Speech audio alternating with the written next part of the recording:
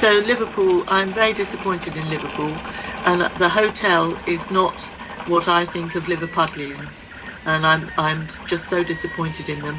But the good old British psyche says, you say you can't do it. Well, we jolly well can, Mr. Vobes. We jolly well can. Absolutely.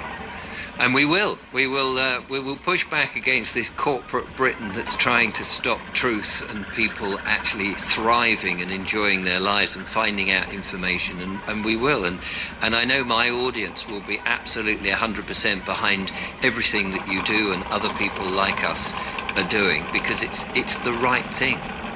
Well, already, as you know, there was going to be some alternative media there. Kathy Gingell from The Conservative Woman has really got the bit between us. She's so angry because she was going to come, and as I said to her, you're opening the batting, Kathy, because she's such a A, a character, and B, she's lovely, and you know what she has